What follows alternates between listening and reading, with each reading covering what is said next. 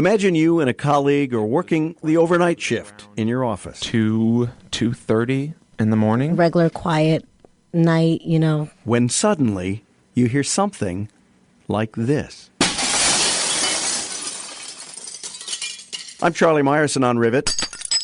That's what happened to our Jonah Meadows and Elizabeth Giadans over the summer here at Rivet's offices in Chicago. So it was like the initial whoosh and then like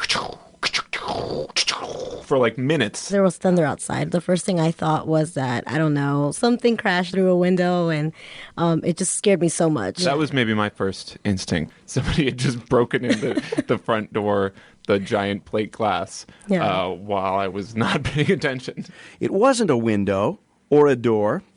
It was a glass desk used by our office manager, who wasn't here at the time. Just broke for no obvious reason at all. I was just like, okay, like, what is this? Like, no one's going to believe this. Like, people are going to think, what were you guys doing? That was almost my first thought as well. Like, yeah, it was definitely a how am I going to explain this? Not so much as explaining it, so much as, getting people to believe you. The good news, neither Jonah nor Elizabeth were hurt, and they didn't have to fear for their reputations either, because search for the phrase glass desk on the U.S. Consumer Product Safety Commission complaints website, saferproducts.gov, and you'll find dozens of accounts over the last few years alone of spontaneously exploding desks. And we learned why in a couple of interviews, in person and by Skype, from a guy whose website describes him as an expert witness in glass-related accidents and insurance claims. I'm Marc. I'm a building envelope consultant with a specialty in glass and windows, operating out of Northbrook, Illinois. How many reports like this do you get in a typical day, month, year? Well, I will get emails from people, 1 or 2 a day, asking me why something spontaneously broke, and usually it will be tempered glass that did it. And it's not just desks. No, it could be windows, sliding door glass, shower enclosures, really anywhere there's glass that might be tempered. What is your experience with spontaneously shattering glass? Well, glass can shatter spontaneously, especially if it happens to be tempered glass. Tempered glass is glass which is a safety glass, because when it breaks into small pieces. But the reason it breaks into small pieces is that it's sort of tightly wound like a spring or like a balloon that's really full, and when you pop it, it just explodes. So sometimes that glass can have an inherent flaw or a chip or a crack that can evolve into a catastrophic break in an instant. And those cracks can propagate at speeds of more than 3,000 miles an hour. Sometimes without even anyone around. So exploding is not necessarily the wrong word to describe what happens to these glass surfaces. No, actually, exploding is an accurate term, because when the glass breaks into thousands of pieces, that means that cracks are forming between those little pieces. Well, those cracks occupy a tiny bit of space. So if you multiply that little tiny space across 100 little spaces, you have a lot of pressure pushing outward, pushing those glass pieces, usually outward in the direction of the length of the glass, in all directions.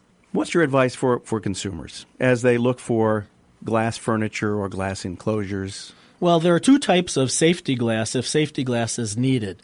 One of them is tempered and one of them is laminated. Laminated glass would be like your car windshield. It's 2 separate pieces of glass laminated to a very strong plastic layer. And when that glass breaks, it still all holds together. So if it's possible to get your product made in laminated glass rather than tempered glass, I think that's one way to reduce the risk. In Rivet's case, our exploding glass desk was inherited from a previous tenant of our office space. It doesn't have a label or serial number, so we haven't been able to figure out who made it. But we replaced the top of this desk. Can we go take a look at it? Sure, let's go. So here's a glass table here. Mm-hmm. I see. What I am looking for here is a logo on the glass that tells me that it's tempered safety glass. Nothing here. We paid for tempered glass. We asked for tempered glass. I hope we got tempered glass. Well, this is a little unusual because there are no tempering logos on this glass. There is a way to see if it's tempered. If you had a polarized lens then you could hold your laptop or your computer underneath the glass and look through it at the polarized glass on the other side and rotate it, and you would be able to see stress waves in the glass. If you see the stress waves, then it's been heat strengthened in some kind of way, and it's probably tempered. So the other way I can tell if it's tempered is by breaking it. Would you like me to do that, Charlie? We'll take a pass. Okay, all right. Thanks, Marc. You're welcome. I'm happy to do it. I really enjoy breaking glass, actually. It's fun. We'll just do it by sound effect right now. Okay, add the sound effects. So what do you do to protect yourself and your family? Marc Meshulam's reluctant to recommend any specific manufacturer. He says glass made in the U.S. tends to be of higher quality, but regardless of who makes your glass desk or tabletop or shower door, he says, be careful. Make sure children are protected. Don't let them, for instance, hang on the towel bars of a shower door. Don't let the kids bang into glass and rattle on it. Teach them respect, so that these products can do what they're designed to do. After Meshulam left, we inspected our new glass using a laptop computer screen and polarized sunglasses, and it seems to check out as tempered. But our office manager, Heather Budnick, says she prefers the modest wood table she's been using since her last one went south. And Elizabeth Giadans and Jonah Meadows, the people there when Rivet's table exploded, say they're still going to be wary of glass furniture. They're really nice to look at. But yeah, maybe I'll buy, I guess, things, like in small sizes, not something as big as a desk. Even before knowing that it explodes, I'm just afraid that I'm going to break things, so I don't like having fragile things around me. So in general, I would be against living in a glass house because I throw a lot of stones. Marc Meshulam's a building envelope consultant on the web at chicagowindowexpert.com. To report a failed glass product to the U.S. Consumer Product Safety Commission, go to saferproducts.gov. I'm Charlie Meyerson, and you're listening to Rivet.